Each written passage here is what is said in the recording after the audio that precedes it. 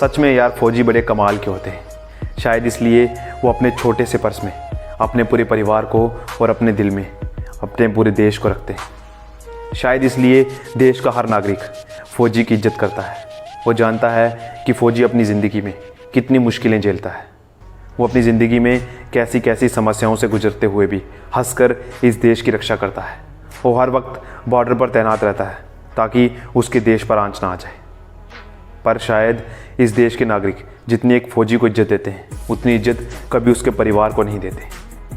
पर उसका परिवार भी उसी इज्जत को डिज़र्व करता है, क्योंकि जितनी मुश्किलें एक फ़ौजी झेलता है उसके बराबर की मुश्किलें उसका परिवार घर रहते हुए झेलता है।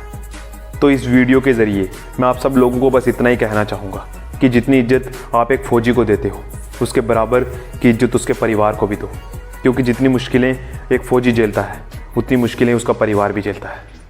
तो इस वीडियो में मैं आपको बस यही बताऊंगा आज। So hello friends, welcome back again to my YouTube channel Vipul Raina official.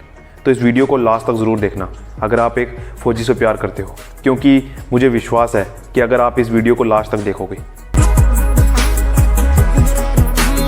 तो आपके मन में भी एक फ़ौजी के परिवार के लिए उतनी ही इज्जत आ जाएगी जितनी कि मेरे मन में है। क्योंकि मैं तो जानता हूँ कि एक फ़ौजी का परिवार कितनी मुश्किलें झेलता है, पर शायद आप लोग भी समझ जाओ। और आप में से बहुत लोग तो आर्मी में जाने की प्रैक्टिस कर रहे हो, तो आपके लिए ये जान लेना ज़रूरी है।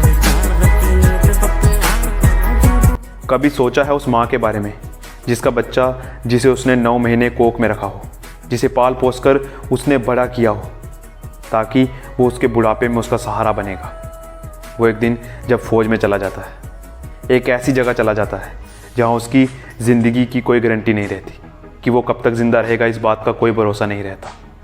कभी सोचा है उस बाप के बारे में जिसने उस बच्चे को उंगली पकड़कर चलना सिखाया हो, जिसने उसमें अपने बुढ़ापे का सहारा देखा हो। उस बच्चे को ऐसी जगह पर जाने दे जहाँ पर उसकी ज़िंदगी की कोई गारंटी ना रहे।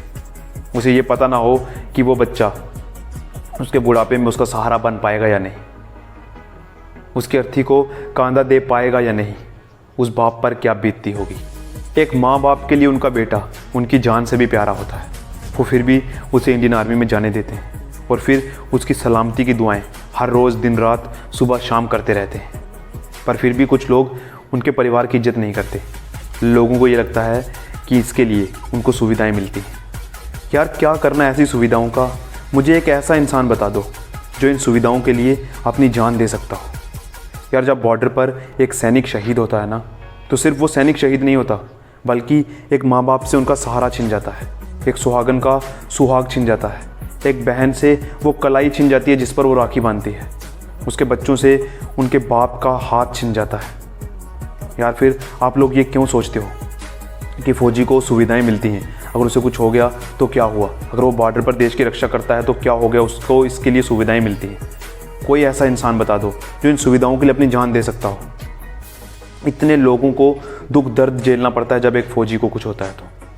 यार एक फ़ौजी अगर बॉर्डर पर खड़ा है तो वो इन सुविधाओं के लिए नहीं बल्कि देश की रक्षा के लिए खड़ा है। हम आपको ये नहीं कहते कि तुम भी जाकर बॉर्डर पर खड़े हो जाओ या फिर बॉर्डर पर जाके तुम दुश्मनों का सामना करो।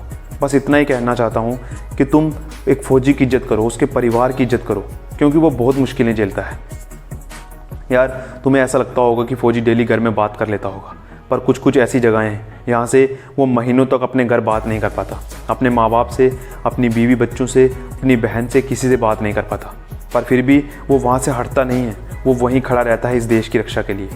पर तुम लोग उसको इज्जत नहीं दे पाते। तुम लोगों को तो यही लगता है कि वो इसके लिए सुविधाएं लेता है, पर ऐसा कुछ नहीं होता यार। क्योंकि अगर पैसे से ही सब चीज़ों का अंदाज़ा लगाया जाता तो माँ अपने बेटे को कभी भी फ़ौज में नहीं जाने देती, क्योंकि एक माँ के लिए पैसों से ज़्यादा कहीं ज़्यादा ज़रूरी है उसके बच्चे की ज़िंदगी। कभी भी माँ पैसों के लिए अपने बच्चे की ज़िंदगी को दांव पर नहीं लगाने देती। वो सिर्फ अपने बच्चे के सपने के लिए, कई बार एक माँ का सपना होता है कि उसका बच्चा फ़ौज में जाए, वो सपने के लिए उसे फ़ौज में जाने देती है। ऐसा नहीं है कि वो सुविधाओं के लिए या पैसे के लिए अपने बच्चे को फ़ौज में जाने देती है। तो इसलिए मैं आप लोगों से बस इतना ही कहना चाहूँगा कि आप कभी भी अपने मन में ये बात मत लाना कि एक फ़ौजी को सुविधाएं मिल रही हैं इसलिए वो बॉर्डर पर खड़ा हमारी रक्षा कर रहा है। अगर वो बॉर्डर से हट जाएगा तुम लोगों का कुछ भी नहीं हो पाएगा। इस बात को हमेशा याद रखना। यार सिर्फ पैसे के लिए कोई -50 के ग्लेशियर और +50 के रेगिस्तान में नहीं रह सकता। इस बात का अंदाज़ा तुम लगा ही लेना, क्योंकि पैसे के लिए इन सब चीज़ों को करना बहुत मुश्किल होता है। जब तक तुम्हारे अंदर देशभक्ति नहीं होगी तुम ये सब काम नहीं कर पाओगे। वैसे भी मेरी वीडियोस उन्हीं लड़कों तक पहुंचती है या उन्हीं लोगों तक पहुंचती है जो आर्मी से प्यार करते हैं। तो इसलिए मैं आप लोगों से यही कहूँगा कि आप इस वीडियो को काफ़ी शेयर करना, ताकि उन लोगों तक भी पहुँचे जो एक फ़ौजी के परिवार की इज्जत नहीं करते, ताकि उनको भी पता चले कि फ़ौजी अपनी ज़िंदगी में कितनी मुश्किलों को झेलता है। वो अपने परिवार से महीनों तक बात किए बिना रहता है। तो मेरा इस वीडियो बनाने का बस इतना ही मकसद था, ताकि आप लोगों को ये पता चले कि जितनी मुश्किलें एक फ़ौजी झेलता है उतनी ही मुश्किल उसका परिवार भी झेलता है, और ताकि आगे से आप लोग एक फ़ौजी के परिवार की इज्जत करो, उनको इज्जत की नज़र से देखो। जब भी आपको कोई फ़ौजी के परिवार का मिले तो उससे अच्छे से पेश आओ, ताकि उसको कभी भी ये ना लगे कि उसका बेटा या उसका बाप या उसका भाई उससे दूर है तो लोग उससे गलत व्यवहार कर रहे हैं।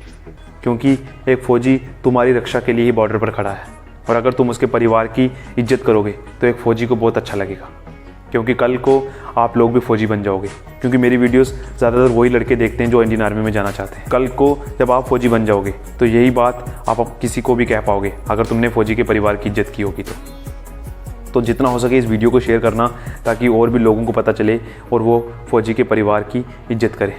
बाकी इस वीडियो में इतना ही। जाते जाते इस चैनल को सब्सक्राइब कर लेना और बेल आइकन को प्रेस कर देना, ताकि जब कभी भी मैं आर्मी मोटिवेशनल वीडियो को पोस्ट करूं वो सबसे पहले आप लोगों तक पहुंच जाए। तब तक जय हिंद, जय भारत।